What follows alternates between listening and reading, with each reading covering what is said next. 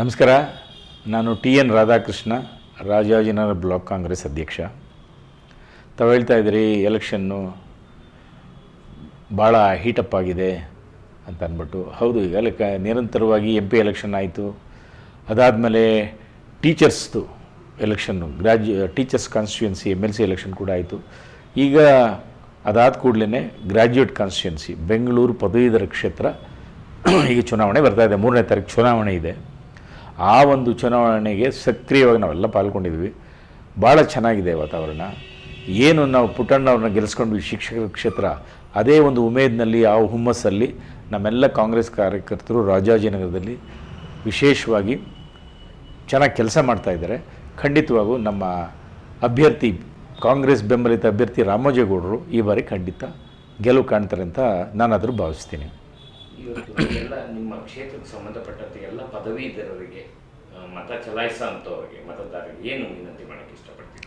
ಖಂಡಿತ. ಈಗ ಒಬ್ಬ ರಾಮೋಜಿಗೌಡ ಒಬ್ಬ, ನಾನು ಹೇಳಬೇಕು ಅಂದರೆ ಸಾಮಾನ್ಯ ವ್ಯಕ್ತಿನೇ ಅಲ್ಲ. ಯಾಕೆಂದರೆ ಈಗಾಗಲೇ 2 ಬಾರಿ ಸೋತಿದ್ದಾರೆ. ಬಟ್ ಪದವೀಧರರಿಗೋಸ್ಕರನೇ ಅರ್ಪಣೆ ಮಾಡಿಕೊಂಡು ಆ ದಿಕ್ಕಿನಲ್ಲಿ ಕೆಲಸ ಮಾಡ್ತಾಯಿದ್ದಾರೆ. ಒಂದು ಎಜುಕೇಷನ್ ಇನ್ಸ್ಟಿಟ್ಯೂಷನ್ ಆಗ್ಬೋದು, ಪದವೀಧರರಿಗೆ ಸಂಬಂಧಪಟ್ಟಂಗೆ ಪದವೀಧರ ಸಂಘ, ಅವ್ರಿಗೆ ಒಂದು ಕೋಆಪರೇಟಿವ್ ಕ್ರೆಡಿಟ್ ಸೊಸೈಟಿ, ಇಷ್ಟೆಲ್ಲ ಎಸ್ಟಾಬ್ಲಿಷ್ ಮಾಡಿ ಪದವೀಧರರಿಗೋಸ್ಕರ ದುಡಿತಾ ಇದ್ದಾರೆ. ಪ್ಲಸ್ಸು ಈ ಮನುಷ್ಯ ಒಬ್ಬ ಟೀಚರಾಗಿ ಸುಮಾರು 14 ವರ್ಷ ಸೇವೆ ಮಾಡಿರೋಂಥ ವ್ಯಕ್ತಿ. ಸಾಕಷ್ಟು ಪದವೀಧರರ ಜೊತೆ ಗುರ್ಸ್ಕೊಂಡಿದ್ದಾರೆ. ಹಾಗಾಗಿ ಇಂಥ ಒಬ್ಬ ವ್ಯಕ್ತಿನ, ಗುಣಾತ್ಮಕವಾಗಿರುವಂಥ ವ್ಯಕ್ತಿನ, ಪದವೀಧರರಿಗೋಸ್ಕರನೇ ಮುಡುಪಾಗಿ ಜೀವನ ಇಟ್ಟಿರುವಂಥ ವ್ಯಕ್ತಿನ ನಾವು ಖಂಡಿತ ಗೆಲ್ಲಿಸ್ಕೋಬೇಕು. ಅದೇ ನನ್ನ ಒಂದು ಮನವಿ ಕೂಡ. ಸರ್, ಹಾಗೆ ಈಗ ರಾಮೋಜಿಗೌಡರನ್ನ BJP ಅವರು ಏನು ಟೀಕೆ ಮಾಡ್ತಾರೆ ಅಂದರೆ, ಅವರು ಸ್ಥಳೀಕರಲ್ಲ, ಅವರು ಮಹಾರಾಷ್ಟ್ರದಿಂದ ಬಂದವರು, ಬೆಳಗಾಮಿಗೆ ಬಂದು ಇಲ್ಲಿ ಬಂದು ಗೌಡ ಅಂತ ಹೆಸರಿಟ್ಕೊಂಡಿದ್ದಾರೆ ಅಷ್ಟೇ, ಅವರು ಗೌಡ್ರೇ ಅಲ್ಲ. ಅದೊಂದು ಅಕ್ಷಮ್ಯ, ಶುದ್ಧ ಸುಳ್ಳು, ಕುಹಕದ ಮಾತು. ಹಿಂದೆ ಬಂದು ಗೊತ್ತಿಲ್ಲದವ್ರು ಮಾತಾಡುವಂಥ ಇದು. ಅವರು ಹೇಳಬೇಕು ಅಂದರೆ ನನಗೆ ತೀರಾ ಆತ್ಮೀಯ, ಗೊತ್ತಿರೋವಂಥ ಮನುಷ್ಯ. ಅವರು ಕೋಲಾರದವರು. ಕೋಲಾರದ ಐ ಥಿಂಕ್ ಚಿಂತಾಮಣಿ ಇರಬೇಕು ಅವ್ರ ತಾಲ್ಲೂಕು. ಅಲ್ಲೇ ಹುಟ್ಟಿ ಬೆಳೆದು ಅವರ ಬಾಲ್ಯ ಜೀವನ, ಅವರ ಬಾಲ್ಯ ವಿದ್ಯಾಭ್ಯಾಸ ಕೂಡ ಅಲ್ಲ ಮಾಡಿ, ತದನಂತರ ಬಂದು ಇಲ್ಲಿ ಎಲೆಕ್ಟ್ರಾನಿಕ್ ಸಿಟಿನಲ್ಲಿ ಸಾಕಷ್ಟು ಎಸ್ಟಾಬ್ಲಿಷ್ ಆಗಿದ್ದಾರೆ. ಅವ್ರನ್ನ ಆನೇಕಲ್ ಕ್ಷೇತ್ರದಲ್ಲಿದ್ದಾರೆ. ಅಲ್ಲಿ ಸಾಕಷ್ಟು ಇನ್ಸ್ಟಿಟ್ಯೂಷನ್ಸ್, ದೊಡ್ಡದಾಗಿ ಇನ್ಸ್ಟಿಟ್ಯೂಷನ್ಸ್ ಮಾಡಿದ್ದಾರೆ. ಹಾಗಾಗಿ ಅವರು ಸ್ಥಳೀಯರು, ಒಕ್ಕಲು ಮನೆ ತಂದವರು, ಕೋಲಾರದವರು. ಅದರಲ್ಲೂ ವಿಶೇಷವಾಗಿ ಮರಸು ಒಕ್ಕಲಿಗರು ಅಂತ ಹೇಳಬೇಕು. ನನಗೆ ಚೆನ್ನಾಗಿ ಗೊತ್ತಿದೆ. ಅವರು ಯಾವುದೋ ಮಹಾರಾಷ್ಟ್ರದಿಂದ ಬಂದ ರಾಮೋಜಿ ಅಂತ ಹೆಸರಿದ್ದ ಕ್ಷಣಕ್ಕೆ ಅವರು ಮಹಾರಾಷ್ಟ್ರದವ್ರು ಆಗ್ಬಿಟ್ರು, ಮರಾಠಿಗಳಾಗ್ಬಿಟ್ರು ಅಂದರೆ ಅದಕ್ಕೇನು ಅರ್ಥ ಇದೆಯಾ?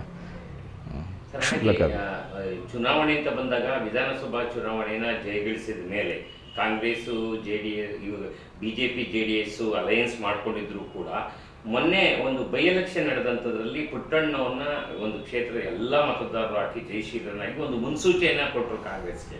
ಸೊ ಈಗ ಅದೇ ಸಿಹಿ ಈಗ ನಡೀತಕ್ಕಂಥ ಎಲ್ಲ ಕ್ಷೇತ್ರಗಳಲ್ಲೂ ಕೂಡ ತಮಗೆ ಸಿಹಿ ಸಿಗ್ಬೋದು ಅನ್ನೋ ವಿಶ್ವಾಸ ಖಂಡಿತ ಇದೆ. ಏಕೆಂದರೆ ನಮ್ಮ ಉಮೇದುವಾರಿಕೆ ಗ್ರಾಜ್ಯುಯೇಟ್ ಕಾನ್ಸ್ಟಿಟ್ಯೂನ್ಸಿಗೆ ಒಬ್ಬ ಒಳ್ಳೆ ವ್ಯಕ್ತಿ ಗುರುತಿಸಿ ಪಕ್ಷ ಸಕ್ರಿಯವಾಗಿ ತೊಡಸ್ಕೊಂಡಿದೆ. ಕಳೆದ ಬಾರಿ ಕೆಲವು ಮತಗಳಿಂದ ಹೋದರು. ಪಕ್ಷ ಅಷ್ಟೊಂದು ಸಕ್ರಿಯವಾಗಿ, ನಾರ್ಮಲಿ ಗ್ರಾಜ್ಯುಯೇಟ್ ಕಾನ್ಸ್ಟಿಟ್ಯೂನ್ಸಿ ಆಗ್ಬೋದು, ಟೀಚರ್ ಕಾನ್ಸ್ಟಿಟ್ಯೂನ್ಸಿ ಆಗ್ಬೋದು, ಅದಕ್ಕೆ ಪಕ್ಷದ ಒಂದು ಸಿಂಬಲ್ ಕೂಡ ಸಿಗೋದಿಲ್ಲ ಅವರಿಗೆ, ಬೆಂಬಲಿತ ಅಭ್ಯರ್ಥಿ. ಸೊ ಪಕ್ಷ ಸಿಂಬಲ್ನಲ್ಲಿ ಅವರು ಕಂಟೆಸ್ಟ್ ಮಾಡೋದಿಲ್ಲ. ಸೊ ಪಕ್ಷ ಈ ಸರಿ ಸಕ್ರಿಯವಾಗಿ ಬೆಂಬಲಿಸಿದ್ದಾರೆ. ಸಾಕಷ್ಟು ನಮ್ಮ ಕಾರ್ಯಕರ್ತರನ್ನ ಇವರ ಗೆಲುವಿಗೆ ತೊಡಸ್ಕೊಳ್ಲಿಕ್ಕೆ ನಮ್ಮೆಲ್ಲ ಲೀಡರ್ಗಳಾಗ್ಬೋದು, ಮುಖ್ಯಮಂತ್ರಿಗಳಾಗ್ಬೋದು, ನಮ್ಮ ಉಪಮುಖ್ಯಮಂತ್ರಿಗಳು DK ಶಿವಕುಮಾರ್ ಆಗ್ಬೋದು, ಎಲ್ಲರೂ ಒಮ್ಮನಸ್ಸಿನಿಂದ ಈ ಒಂದು ಅಭ್ಯರ್ಥಿನ ಬೆಂಬಲಿಸ್ತಾ ಇದ್ದಾರೆ. ಹಾಗಾಗಿ ರಾಮೋಜಿಗೌಡರು ಜೊತೆಗೆ ನಮ್ಮ ಒಳ್ಳೆ ಸಕಾರಾತ್ಮಕ, ಒಳ್ಳೆ ಆಡಳಿತ ಕೊಡ್ತಿರೋಂಥ ಸರ್ಕಾರ ಇದೆ.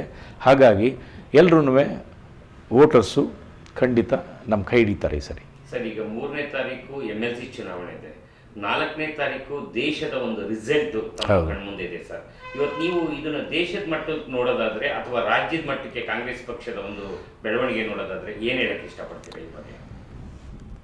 ನನ್ನ ಅನಿಸಿಕೆ, ದೇಶ ಮಟ್ಟದಲ್ಲಿ, ರಾಷ್ಟ್ರ ಮಟ್ಟದಲ್ಲಿ ಬಹುಶಃ ಅವರದ ಒಂದು ಏನು ಉತ್ಪ್ರೇಕ್ಷೆ ಇದೆ ಅದು ಖಂಡಿತ ಸಾಧ್ಯ ಇಲ್ಲ.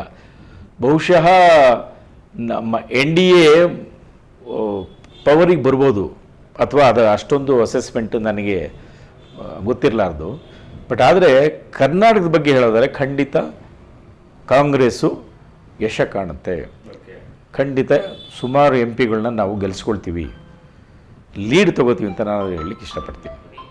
ರಾಹುಲ್ ಗಾಂಧಿಯವರನ್ನ, ಯಾಕಂದ್ರೆ ಅವ್ರು ಮಾಡಿದಂತಹ ಭಾರತ್ ಜೋಡೋ ಇರ್ಬೋದು, ಅಥವಾ ಸಾಮಾನ್ಯರಾಗಿ ಜನಸಂದಣಿ ಜೊತೆ ಅವ್ರು ಮಿಂಗಲ್ ಆಗಿದ್ದಿರ್ಬೋದು, ಆ ಸರಳತೆ ಅವೆಲ್ಲವನ್ನೂ ನೋಡಿದಾಗ ಎಲ್ಲೋ ಒಂದು ಕಡೆ ಅವ್ರನ್ನ ಈಗ ನಾವು ಪ್ರಧಾನಮಂತ್ರಿ ಸ್ಥಾನದಲ್ಲಿ ನೋಡಬೇಕು ಅನ್ನೋದು ದೇಶದ ಜನರ ಒಂದು ಖಂಡಿತ ನಮ್ಮ ಚಿಂತನೆ, ಅವ್ರ ಬಗ್ಗೆ ಇದ್ದಂಥ ಒಂದು ಅಭಿಪ್ರಾಯ ಖಂಡಿತ ನಮಗೆಲ್ಲನೂ ಬದಲಾವಣೆ ಆಗಿದೆ.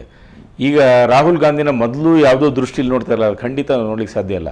ಹೈಲಿ ಮೆಚ್ಯೂರ್ಡ್, ಆ ವ್ಯಕ್ತಿತ್ವ ಭಾಳ ಚೆನ್ನಾಗಿ ರೂಪಿಸ್ಕೊಂಡಿದ್ದಾರೆ. ಜೊತೆಗೆ ಅವರ ಸಿಸ್ಟರ್ ಕೂಡ, ಪ್ರಿಯಾಂಕಾ ಕೂಡ ಭಾಳ ಚೆನ್ನಾಗಿ ಸಕ್ರಿಯವಾಗಿ ಈ ಸತಿ ತೊಡಗಿಸ್ಕೊಂಡಿದ್ದಾರೆ ರಾಜಕೀಯದಲ್ಲಿ. ಸೊ ಈ ಸರಿ ಕೇಂದ್ರದಲ್ಲಿ ನಮ್ಮ ಕನ್ನಡಿಗರೇ ಆದಂತಹ AICC ಅಧ್ಯಕ್ಷರಾಗಿ ಮಲ್ಲಿಕಾರ್ಜುನ್ ಖರ್ಗೆ ಅವರಿದ್ದಾರೆ. ಜೊತೆಗೆ ಪ್ರಿಯಾಂಕಾ ಗಾಂಧಿಯವರು ಸಕ್ರಿಯವಾಗಿ ಎಲ್ಲ ಕಡೆ ಪ್ರಚಾರ ಸಭೆಗಳನ್ನ ಮಾಡ್ತಾ ಇದ್ದಾರೆ, ರಾಹುಲ್ ಗಾಂಧಿಗಳು ಮಾಡ್ತಾ ಇದ್ದಾರೆ. ಸೊ ಇವೆಲ್ಲ ಒಂದು ಅವ್ರು ಮಾಡಿರ್ತಕ್ಕಂಥ ಕಾರ್ಯವೈಖರಿಗೆ ಅವ್ರಿಗೆ ಈ ಬಾರಿ ದೇಶದ ಚುನಾವಣೆಯಲ್ಲಿ ಪ್ಲಸ್ ಆಗಿ ಏನಾದರೂ ರಿಸಲ್ಟ್ನ ಕಾಣ್ಬೋದು ಅನ್ನೋ ಒಂದು ಅದು ಹೇಳಲಿಕ್ಕೆ ಸಾಧ್ಯ ಇಲ್ಲ. ಯಾಕೆಂದರೆ BJP ಬಹುತೇಕ ಜನತೆಯಲ್ಲಿ ಬರೀ ಆಶ್ವಾಸನೆ, ಪೊಳ್ಳು ಆಶ್ವಾಸನೆ, ಭರವಸೆ, ಬರೀ ಒಂದು ಈ ಸ್ಟಂಟ್ನಲ್ಲಿ ಬಂದ್ಬಿಟ್ಟಿದೆ BJP. ಅದು ಗ್ರ್ಯಾಜುವಲಿ ಒಬ್ಬ ಪ್ರಜ್ಞಾವಂತ ಆದರೆ ಇವತ್ತು ಮತದಾರ ಖಂಡಿತ BJP ಈ ಸತಿ ಸೋಲು ಕಾಣುತ್ತೆ ಅಂತ ಎಲ್ಲೋ ಒಂದು ಕಡೆ ನಮಗೂ ಒಂದು ಅನಿಸಿಕೆ ಇದೆ. ಸೊ 4ನೇ ತಾರೀಕು ಕಾತುರದಿಂದ ಖಂಡಿತ ಎಲ್ಲ ಕಾಯ್ತಾ ಇದ್ದೀವಿ. ಯಾಕಂದ್ರೆ ಇದು ದೇಶದ ಒಂದು ಭವಿಷ್ಯ. ಎಸ್ ಚುನಾವಣೆ ಸರ್, ಬದಲಾವಣೆ ಜಗದ ನಿಯಮ. ಯಾವತ್ತೂ ಬದಲಾವಣೆ ಇರಬೇಕು. ಡೆಮಾಕ್ರಸಿಲಿ ಬದಲಾವಣೆ ಭಾಳ ಮುಖ್ಯ. ಯಾಲೆ 10 ವರ್ಷ ನಮ್ಮ ಮೋದಿಯವರು ಹೇಳಬೇಕು ಅಂತ, ನಾನೊಬ್ಬ ಸಾಮಾನ್ಯ ಕಾರ್ಯಕರ್ತನಾಗಿ ಹೇಳಬೇಕು ಅಂತಂದರೆ ಏನು ಮಹಾ ದೊಡ್ಡ ಕೊಡುಗೆ ಏನಿಲ್ಲ. ದೇಶ ತಂತಾನೆ ಭಾಳ ಬಲಿಷ್ಠವಾಗಿ ಬೆಳೆದಿದೆ. ಮೋದಿ ಮಾಡೋವಂಥದ್ದು ಏನಿಲ್ಲ. ಇಲ್ಲಿ ಕರೆಕ್ಟಾಗಿ ನಡೆಸ್ಕೊಂಡು ಹೋಗ್ಬೇಕು. ಒಬ್ಬ ಪ್ರಧಾನಿಯಾಗಿ ನಡ್ಕೋತಾ ಇಲ್ಲ ಮೋದಿ. ಅದು ನಮಗೆಲ್ಲ ಒಂಥರ ಶೋಚನೀಯ. ನಮಗೆಲ್ಲ ಅದೇ ಒಂದು ದೊಡ್ಡ ದುಃಖ. ಬೇರೆ ಪಕ್ಷದವ್ರು ಅನ್ನೋದಕ್ಕಿಂತ ಹೆಚ್ಚಾಗಿ ಮೋದಿ ಒಬ್ಬ PM ಆಗಿ ನಡ್ಕೊಳ್ತಾ ಇಲ್ಲ. ಇವತ್ತು ಕಾಂಗ್ರೆಸ್ ಪಕ್ಷ ದೇಶವನ್ನು 60-65 ವರ್ಷಗಳ ಕಾಲ ಆಳ್ವಿಕೆ ನಡೆದ್ರು ಕೂಡ ಅವರು ಮಾಡದಲ್ಲಿರೋ ಅಭಿವೃದ್ಧಿನ ಕೇವಲ 10 ವರ್ಷದಲ್ಲಿ ನಾವೇ ಮಾಡಿ ತೋರಿಸಿದೀವಿ. ಇನ್ನೂ 5 ವರ್ಷ ಕೊಟ್ಟರೆ ಈ ದೇಶದ ಅಭಿವೃದ್ಧಿನ ಉನ್ನತ ಮಟ್ಟಕ್ಕೆ ತಗೊಂಡೋಗ್ಬಿಡ್ತೀವಿ ಅನ್ನೋ ಒಂದು ಹೇಳಿಕೆ ಕೊಡ್ತಾರೆ ಸರ್ ಅವರಿಗೆ. ಅಲ್ಲ ಸರ್, ನೀವು ಹೇಳಿ, ಒಂದು ಕಟ್ಟಡ ಆಗಲಿ, ಒಂದು ಇದಾಗಲಿ, ಒಂದು ತಳಪ ಇಲ್ದೇ ಏನು ಒಂದೇ ಸತಿ ನೀವು ಸೃಷ್ಟಿ ಮಾಡಿಬಿಡ್ಲಿಕ್ಕಾಗುತ್ತಾ? ದೇಶ ಈಗಾಗಲೇ 70 ವರ್ಷದಿಂದ ಬುನಾದಿ ಕಾಂಗ್ರೆಸ್ ಪಕ್ಷ ಆಗಿದೆ. ಸಾಕಷ್ಟು ಆಡಳಿತ ನಡೆಸಿದೆ. ನ್ಯೂನತೆಗಳು ಒಂದು ಆಡಳಿತದಲ್ಲಿ ಪಕ್ಷದ ನ್ಯೂನತೆಗಳು ಸಾಕಷ್ಟು ಇರ್ತದೆ. ಆದರೆ ಕಾಂಗ್ರೆಸ್ ಕೊಡುಗೆ ಏನೂ ಇಲ್ಲ ಅಂತ ಹೆಂಗೆ ಹೇಳ್ತೀರಿ? ಅದು ಸಾಧ್ಯನೇ ಇಲ್ಲ.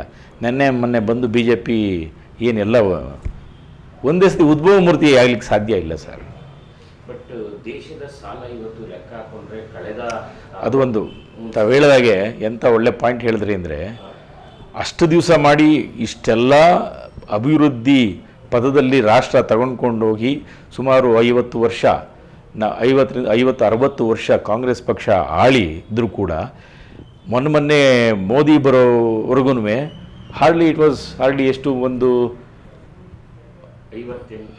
58 ಲಕ್ಷ ಕೋಟಿನೋ ಏನೋ ಇದ್ದಿದ್ದು. ಇವತ್ತು 150 ಲಕ್ಷ ಕೋಟಿ ಸಾಲ ಬೆಳೆದಿದೆ ಅಂತಂದರೆ ನೀವೇ ಅರ್ಥ ಮಾಡ್ಕೊಳ್ಳಿ. ಆದರೆ ಅದನ್ನು ಒಂದು ಸಮೃದ್ಧ ರಾಷ್ಟ್ರ ತಡ್ಕೊಳ್ತಾ ಇದೆ ಅಷ್ಟೇ. ಇವತ್ತು ಬಡದೇಶ ಅಲ್ಲ ಭಾರತ, ಅಷ್ಟು ಜೋರಾಗಿ ಬೆಳೆದಿದೆ. ಈ ಸಾಲನ ತಡ್ಕೊಳ್ತಾ ಇದೆ ಅಷ್ಟೇ. ಏನು ಮಹಾ ದೊಡ್ಡ ಅಚೀವ್ಮೆಂಟ್ ಅಲ್ಲ BJPದು. ಸೊ ಕೊನೆಯದಾಗಿ ವಿಧಾನ ಪರಿಷತ್ತು ಏನು ಚುನಾವಣೆ ಇದೆ, ಇದಕ್ಕೆ ಒಂದು ಮೆಸೇಜ್ ಏನು ಕೊಡ್ತೀರಾ ಸರ್? ಖಂಡಿತ ಎಲ್ಲ ಸಾಕಷ್ಟು ಯಶ ಕಾಣ್ತೀವಿ. ಈ ಬರೋ MLC ಟೀಚರ್ಸ್ ಕಾನ್ಸ್ಟಿಟ್ಯೂನ್ಸಿನೂ ಆಯಿತು.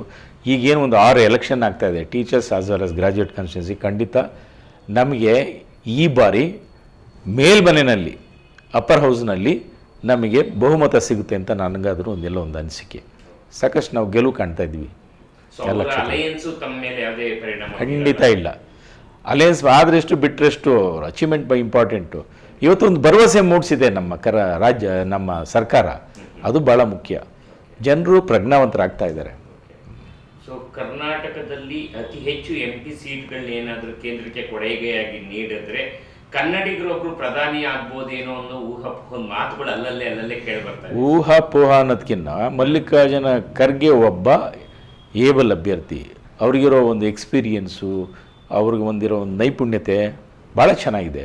ಯಾಕೆ ಆಗಬಾರ್ದು? ಇಂಡಿಯಾ ಮೈತ್ರಿ ಕೂಟ ರಚನೆ ಆಗಿ ಕಾಂಗ್ರೆಸ್ ಪಕ್ಷ ಅತಿ ಹೆಚ್ಚಿನ ಎಂ ಪಿಗಳನ್ನ ಗೆಲ್ಲಿಸ್ಕೊಂಡಾದಂಥ ಪಕ್ಷದಲ್ಲಿ ಖಂಡಿತವಾಗಿಯೂ ಖರ್ಗೆ ಅವ್ರಿಗೆ ಒಂದು ಅವಕಾಶ ಸಿಕ್ಕಿದ್ರೂ ಸಿಗ್ಬೋದು. ಓಕೆ, ಸೊ ಅದು ತಾವು ಹಾರ್ದಿಕವಾಗಿ ಸ್ವಾಗತ ಮಾಡ್ತೀವಿ. ಖಂಡಿತ ಖಂಡಿತ. ಒಬ್ಬ ಕನ್ನಡದ ವ್ಯಕ್ತಿ, ಧೀಮಂತ ವ್ಯಕ್ತಿ, ಈಗಾಗಲೇ ಸದೃಢವಾಗಿ ನಾಯಕರಾಗಿ ಬೆಳೆದಂಥ ಒಬ್ಬ ಮೋಸ್ಟ್ ಎಕ್ಸ್ಪೀರಿಯನ್ಸ್ಡ್ ಪರ್ಸನ್ನು, ಅಂಥ ವ್ಯಕ್ತಿ, ಪ್ರಜ್ಞಾವಂತರು ಕೂಡ. ಅವರೊಬ್ಬ ಪಿ ಎಮ್ ಆದರೆ ಯಾಕೆ ಅತಿಶಯೋಕ್ತಿ ಅಲ್ಲ.